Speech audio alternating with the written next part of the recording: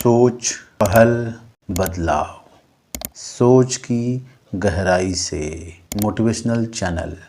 गति, जीवन में गति का बढ़ना प्रगति का रूप लेता है और प्रगति को और गति देना प्रगतिशीलता का रूप लेता है, क्योंकि जीवन में गति, प्रगति, गतिशील और प्रगतिशीलता अहम भूमिका निभाता है। लेकिन रफ्तार, गाड़ियों की तेज रफ्तार और अचानक घटने वाली दुर्घटना से उधेड़ता हुआ और बनता हुआ शरीर का जख्म और बहता हुआ रक्त कहीं आपको और आपके द्वारा किसी अनजान और बेकसूर को मंदिर रूपी अस्पताल और भगवान रूपी डॉक्टर से मुलाकात का बरकरार रखने वाला कहीं सिलसिला न बन जाए। इसलिए थोड़ा संभलें, थोड़ा रुकें और थोड़ा आहिस्ता चलें, क्योंकि ये जीवन आपका है और वो अनजान और बेकसूर का जीवन उनका है।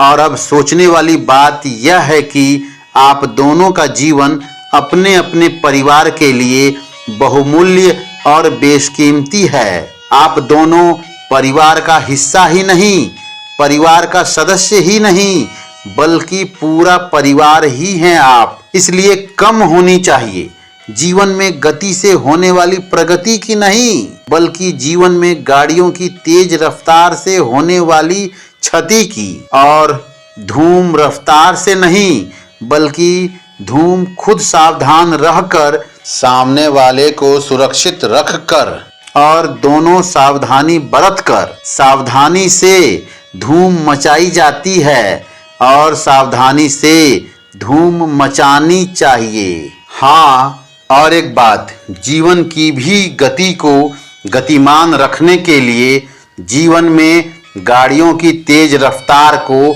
संतुलन में रखने की जरूरत है, नहीं तो खतरे की घंटी बज सकती है, पानी सर से ऊपर जा सकता है, परिवार में सदस्यों की संख्या घट सकती है, शरीर में हड्डियों और अंगों की संख्या कम हो सकती है। किसका क्या लोगे? घर वालों को और दूसरों को परेशानी में डालकर और लापरवाही का शिकार होकर चले जाओगे। आप अपने जिम्मेदारियों को समझ भी नहीं पाए और आपके कारण कोई दूसरा भी अपनी जिम्मेदारियों से वंचित होकर रह जाएंगे। जब आप डॉक्टर के चक्कर लगा रहे होगे और डॉक्टर आपके प्रिस्क्रिप्शन में टेंशन वाला शब्द रेफर लिखेंगे और अंत में कहेंगे he is no more, so please please please गाड़ियों की तेज रफ्तार को धीमा करने के लिए सड़क पर दिए हुए ब्रेकर का ही सहारा न लें, बल्कि दिमाग से ब्रेकर का प्रयोग करें, क्योंकि ब्रेकर के उपयोग के बाद ही आपके जीवन की सदुपयोग वाली जिम्मेदारी आरंभ होती है, जिसको निभाना भी आप ही को है। कहीं तुम्हारे धूम मचाने के चक्कर में पूरे परिवार को और सामने वाले के परिवार को तुम्हारे स्टाइल का और तुम्हारे मजा लेने का सजा के रूप में मिले कष्ट और परेशानी का स्वाद कहीं जीवन भर चखना न पड़ जाए। तुम्हारा क्या गया?